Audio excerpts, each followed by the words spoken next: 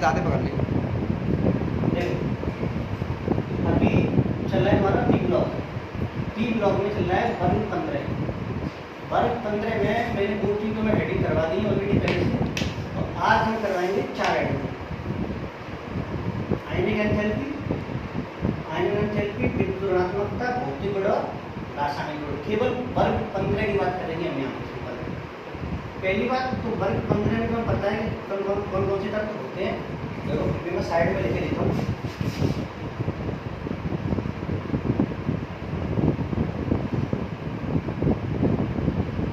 वर्ग 15 में ये 5 तत्व होते हैं: नाइट्रोजन, फास्फोरस, आर्सेनिक, एंटीमनी और बिस्मुथ।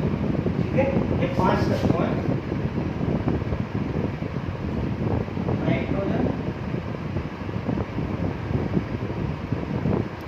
फास्फोरस और ये आर्सेनिक और ये एंटीमनी और ये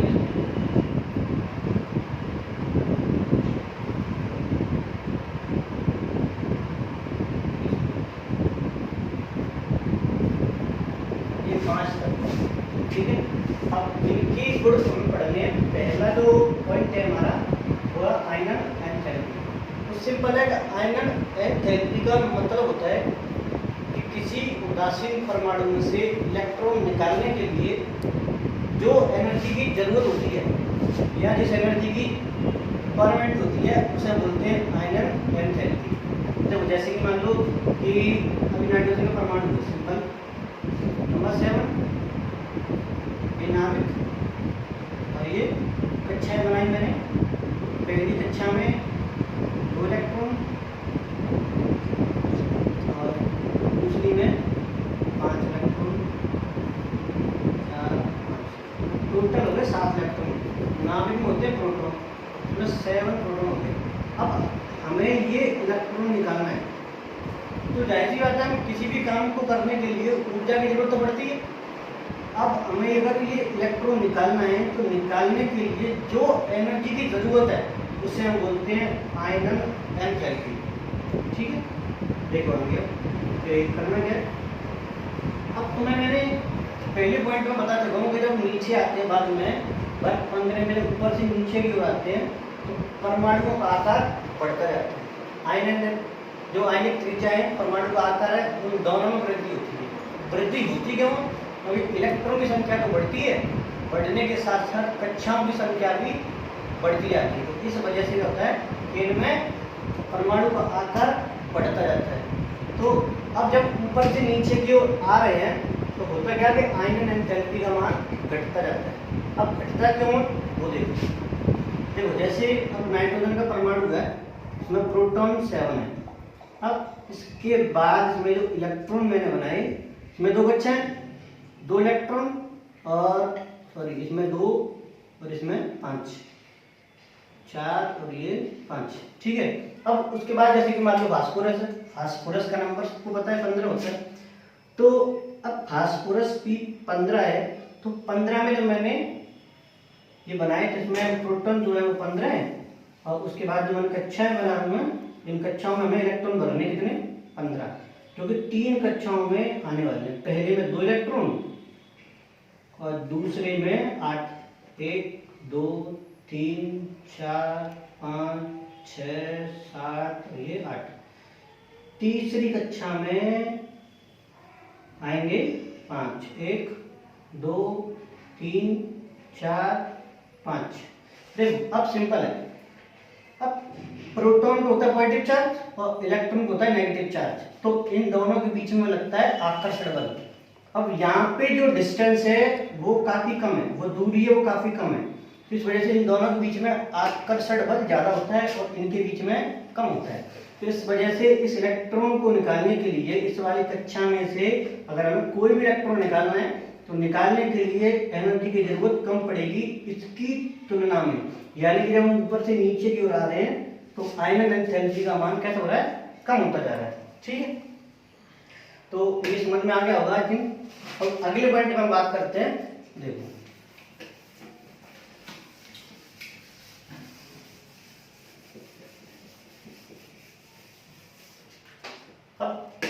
आई विद्युत ऋणात्मकता की, क्या की विद्युत ऋणात्मकता की। तो विद्युत ऋणात्मकता का जो अर्थ होता है, विद्युत ऋणात्मकता का मतलब होता है इलेक्ट्रॉन को खींचना, यानी कि जिसमें इलेक्ट्रॉन खींचने की टेंडेंसी ज्यादा होगी, जितनी ज्यादा होगी उसमें इलेक्ट्रॉन खींचने की क्षमता उतनी ही अधिक होगी। जैसे कि मान लो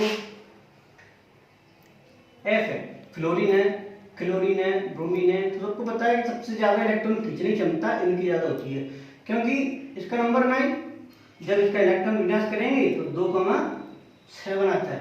तो इसमें एक इलेक्ट्रॉन खींचने की क्षमता है, यानी कि एक इलेक्ट्रॉन खींच सकता है, खींचेंगे तो सब एक ही गया, लेकिन दिक्कत क्या है, इसका जो आकार वो छोटा होता है, इस वजह से इसमें इलेक्ट्रॉन खींचने की क्षमता ज्यादा होती है, और इसीलिए क्या होता है कि इसकी विद्युत ऋणात्मकता बहुत अधिक होती है।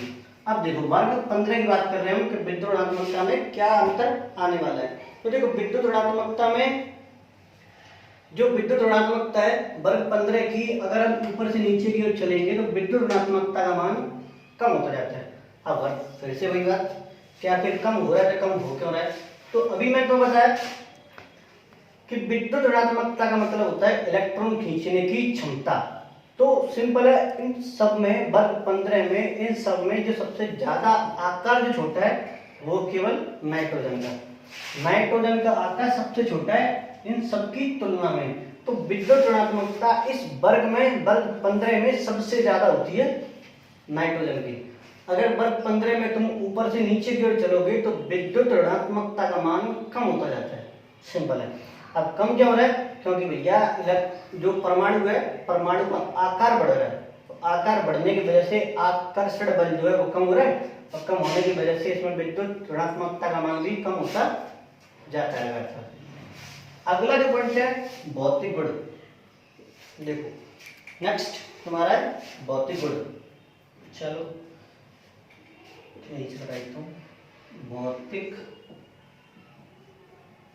भौतिक गुण, देखो पहला पॉइंट है जो भौतिक गुण में है, सबसे पहली बात तो ये सब सिंगल परमाणु वाले होते हैं। कौन? वर्ग 15 में जो तत्व हैं वो सब के सब सिंगल परमाणु वाले होते हैं, केवल नाइट्रोजन को छोड़कर। केवल जो नाइट्रोजन है वो डाई परमाणु होती है, नाइट्रोजन द्वि परमाणुक होती है। तुम लोगों ने केवल नाइट्रोजन को ही देखा होगा जो N2 है, कभी भी P2S AS2 ये नहीं देखा होगा, होते ही नहीं है। ये सब के सब सिंगल होते हैं, केवल नाइट्रोजन जो होता है वो डबल फॉर्म होता है, यही बस केवल जो अकेला है वो N2 बनाता है। वर्ग 15 में सिंपल नाइट्रोजन केवल अकेला तत्व ऐसा है तो हमेशा डाई फॉर्म में रहता है, कभी सिंगल में नहीं रहेगा। अकेला वो N कभी नहीं रह सकता, बिकॉज ये अधिक क्रियाशील होता है। क्रियाशील होने की वजह से ये N2 में कन्वर्ट हो जाता है, इसमें यानी कि दो परमाणु हैं वो आपस में मिल जाते हैं, मिलने की वजह से N2 का निर्माण कर लेते हैं। अगला जो पॉइंट है जो पहले जो दो तत्व है इसके नाइट्रोजन और फास्फोरस, यानी कि दूसरा पॉइंट इसका यह है कि वर्ग में नीचे को चलने पर, वर्ग में नीचे की ओर चलने पर धात्विक गुण बढ़ता जाता है। धात्विक गुण है वो बढ़ता जाता है। तो यानी कि पहले जो दो तत्व हैं वो अधातु होते हैं, यानी कि नाइट्रोजन और फास्फोरस कैसे हैं? अधातु हैं। और उसके बाद जो दो तत्व हैं आर्सेनिक और एंटीमनी, वो सब दोनों कैसे हैं? धातु हैं। तो धातु सिंपल जो बिस्मिथ है अकेला वो कैसा होता है? वो होता है तुम्हारा धातु। ठीक है, अगला पॉइंट देखते हैं। चलो नंबर जो 3 पॉइंट है इसका, देखो नंबर जो 3rd पॉइंट है इसका कि इनका जो अम्लीय गुण है वो बढ़ता जाता है। देखो नंबर 3rd वाला, देखो जो 3rd पॉइंट है, अब इसमें बताई मैंने वर्ग 15 में इतने सारे तत्व केवल सोडियम सॉरी केवल नाइट्रोजन को छोड़ के ये सब के सब दोष होते हैं, सब के सब दोष हैं, केवल एक नाइट्रोजन गैस है, बाकी सब के सब क्या होते हैं दोष होते हैं। उसका थर्ड पॉइंट यही है कि इस वर्ग के तत्व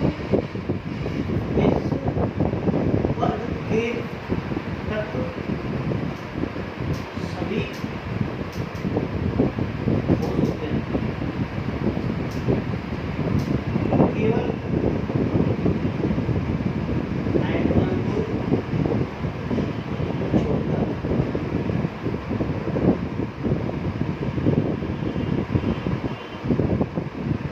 केवल नाइट्रोजन को अगर तुम छोड़ दो तो वर्ग 15 के जितने भी तत्व हैं सबके सब क्या होंगे ठोस होते हैं।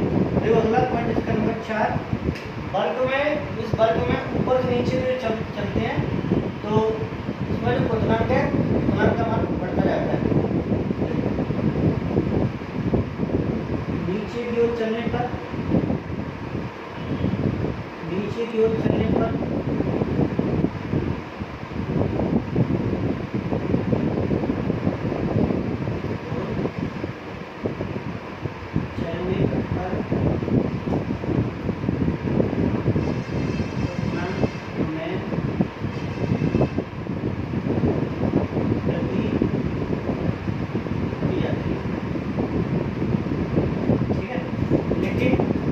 गलनांक है वो कम होते हैं।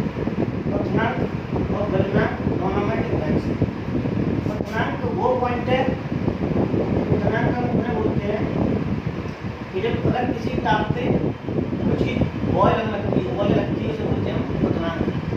यानी कि अब इसकी जो डेफिनेशन है दूसरी वो ऐसे बोल सकते हैं, जैसे मेरी मान लो कि एक बर्तन है, बर्तन में मैंने पानी भर दिया, पानी को मैं करूँ गर्म, पानी जब गर्म कर रहे हैं रहती बात है तो पानी की वाष्प पड़ेगी, तो वाष्प द्वारा लगाया गया दाब और वायुमंडल का दाब जिस ताप पर बराबर हो जाते हैं उस ताप को बोलते हैं क्वथनांक। ठीक है, यानी कि वाष्प दाब और वायुमंडल दाब जिस ताप पर बराबर हो जाते हैं उसे बोलते हैं क्वथनांक। और उसी ताप पर ये जो जल मैंने भरा है वो उबलने लगेगा। बिल्कुल सेम कंडीशन यहाँ पे है। अगर तुम ऊपर से नीचे की ओर चलोगे तो वर्ग में जो तत्व हैं उनके जो क्वथनांक हैं उनमें वृद्धि होती जाती है। यानी कि नीचे की ओर चलने पर क्वथनांक में वृद्धि होती जाती है। यानी कि वर्ग 15 में अगर ऊपर से नीचे की ओर चलोगे तो इनके क्वथनांक में वृद्धि होगी, लेकिन गलनांक में इनके में कमी होती जाएगी। ठीक है, तो इसके भौतिक गुण 4 यहाँ तक काफ़ी है। तो आगे कराएंगे रासायनिक गुण। रासायनिक गुण, केमिकल प्रॉपर्टी।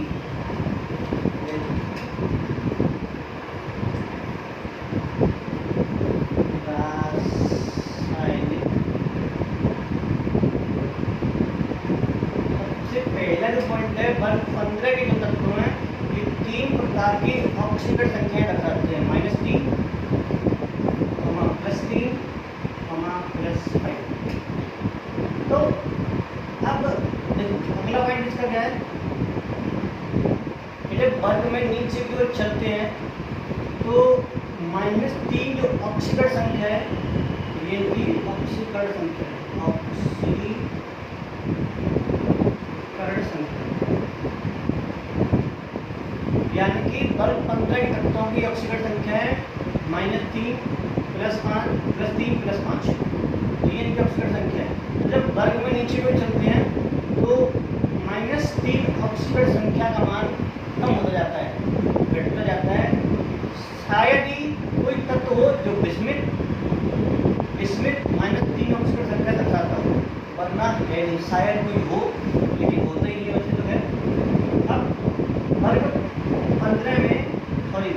15 में नीचे को चलते हैं तो +5 ऑक्सीकरण संख्या का मान भी कम होता जाता है। पहले तुम दूसरा पॉइंट लिख लो, वर्ग में नीचे की ओर चलने पर -3 ऑक्सीकरण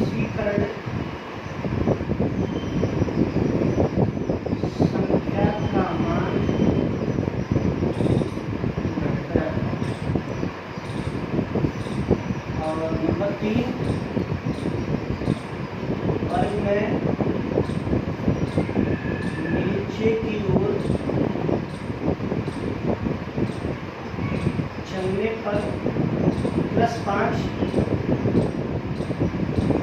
ऑक्सीकरण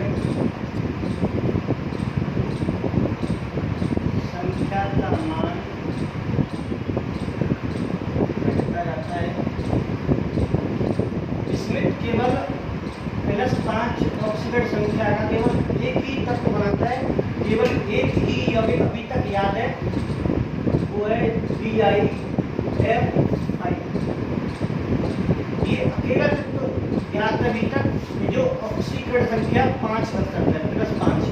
इसके अलावा कोई और यौगिक नहीं है जिसमें का जो +5 ऑक्सीकरण संख्या दर्शाता हो।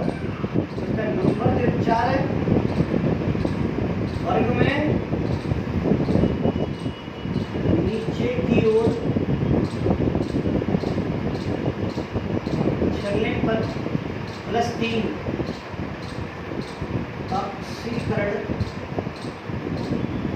ऑक्सीकरण